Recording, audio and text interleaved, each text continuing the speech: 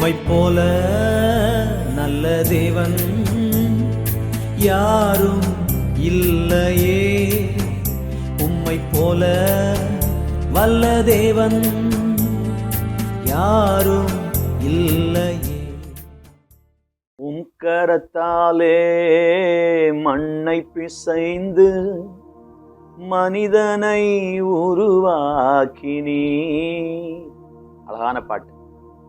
ஆதியாகமம் 2ஆம் அதிகாரம் 7ஆம் வசனத்தில் தேவனாகிய கர்த்தர் மனுஷனை பூமியின் மண்ணினாலே உருவாக்கினார். மண்ணை எடுக்கிறார், ஒரு பொம்மை போல செய்கிறார், அதில் அவருடைய சுவாசத்தை ஊதுகிறார். மண்ணு மறுரூபமாகுது. நம்மளை பார்த்தா மண்ணு மாதிரியா தெரியுது? யோசிச்சு பாருங்க. ஆக்சுவலா மண்ணு தான். ஆனா மண்ணு ஆண்டவர் கையில போன உடனே மறுரூபம் ஆயிட்டு. ஆனா நம்மளை பார்த்து மண்ணுன்னு சொன்னா நமக்கு கோபம் வருது. அதான் உண்மை, அதுதான் உண்மை. ஆனா நம்மளால ஒத்துக்கொள்ள முடியாத காரணம் நம்ம பார்த்தால அப்படி தெரியல. மண்ணை கையில் எடுத்து மனிதனாக உருவாக்கினார். அதே அதிகாரம் 22ஆம் வசனம் எலும்பை கையில் எடுத்து ஏவாளாக உருவாக்கினார். இந்த வசனங்கள் நமக்கு சொல்லுகிற செய்தி என்ன? மறுரூபமாக்கும் தேவன், டிரான்ஸ்ஃபார்மிங் காட்.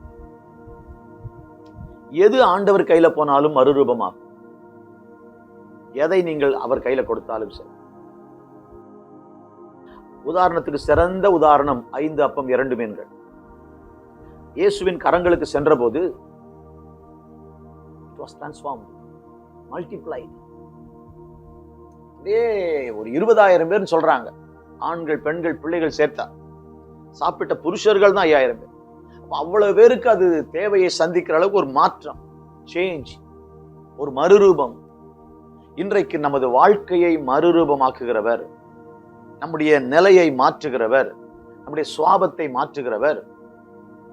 எலியாவுக்கு காகங்கள் கொண்டு வந்து கொடுக்கிறது, அப்பமும் இறைச்சியும். எங்கேயாவது காகம் கொடுக்குமா? இருக்கிறது எடுத்துக்கொண்டுதான் போகும், தட்டி பறித்து கொண்டு போகும். ஆனால் எலியாவு கொடுக்கிறது. God can change or transform the basic nature. நாய் வாழ நிமித்த முடியுமான்னு கேட்பாங்க. நம்ம ஆண்டவரால் நிமித்த முடியும். உலகத்தால முடியாது, மனித அறிவினால முடியாது, நடக்காதுன்னு நினைப்போம். But God can. மலேசியால சொல்லுவாங்க கேன்லா, கேன்லா, கேனா அப்படின்னு கேட்பாங்க. முடியுமா? கேன்லா, முடியும். God can. God can. அன்பான ஆண்டவருடைய பிள்ளைகளே, so it's a transforming God. எது மாறலன்னு நினைக்கிறீங்க, அவர் கையில கொடுத்துருங்க.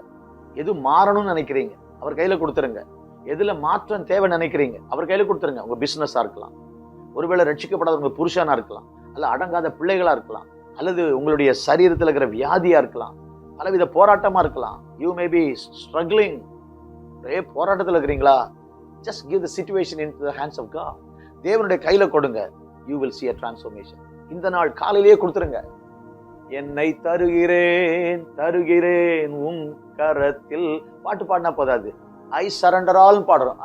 ஐ சரண்டர் ஆல். இதெல்லாம் ஜஸ்ட் வெறும் பாடலாய் மட்டுமல்ல, just mean it. What you sing, எதை பாடுறோமோ அதை உணர்ந்து அப்படியே அர்ப்பணிப்போம். ஆண்டவர் கையில கொடுத்துருங்க. You will see a change. அதுதான் ஜெபம். காலையில் ஆவி, ஆத்மா, சரீரத்தை உடைய பலிபீடத்துல வைக்கிறேன். என் குடும்பத்தை உடைய பலிபீடத்துல வைக்கிறேன். எல்லாம் உங்க கையில கொடுக்குறப்பா. உருவாக்குகிற தேவனே, உருவாக்கும் தேவனே, குடும்பத்தை நீங்க விரும்புற மாதிரி உருவாக்குங்கப்பா. என் பிள்ளைகளை நீங்க விரும்புற மாதிரி உருவாக்குங்கப்பா. ஜெபம் பண்ணலாமா? அற்புதமான ஆண்டவரே, உங்களுடைய பிள்ளைகளுக்காக ஸ்தோத்திரம். ஒரு மாற்றம் தேவை நினைக்கிற ஒவ்வொருவருக்கும் உங்க கையில எங்க வாழ்க்கையை அர்ப்பணிக்கிறோம். ஒரு மாற்றம் தாங்கப்பா என்று அர்ப்பணிக்க கிருபை தான். பலப்படுத்துங்க. நீங்க தான் மாற்றத்தை கொண்டு வர முடியும். ஒரு காகத்தை மாற்ற முடியுமானால், ஆண்டவரை திருடி கொண்டு போகிற காகத்தை கொடுக்கிற காகமாய் மாற்ற முடியுமானால், உம்மால் மாற்ற முடியாத சூழ்நிலை இல்லை, உம்மால் செய்ய முடியாத அற்புதம் இல்லை, உம்மால் தீர்க்க முடியாத பிரச்சனை இல்லை, உங்களால சுகமாக்க முடியாத வியாதி இல்லை, உங்களால செய்ய முடியாத அதிசயமும் இல்லை. There's nothing that you cannot do, O God. You are a miracle working God and you are an omnipotent God. நீ சர்வ வல்லமையுள்ள தேவன். இன்னைக்கு உமது கரங்கள் கொடுக்கிறோம். You will transform, Lord, the situation. சூழ்நிலையை மாற்றுவீங்க. ஒரு மாற்றத்தை நீங்க தருவீங்க.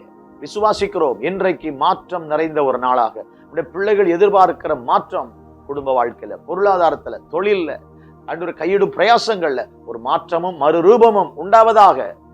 இயேசுவின் நாமத்தில் பிதாவே. ஆமென். மாற்றம் மறு ரூபம் நிச்சயமா உங்களுக்கு வரும். விசுவாசி.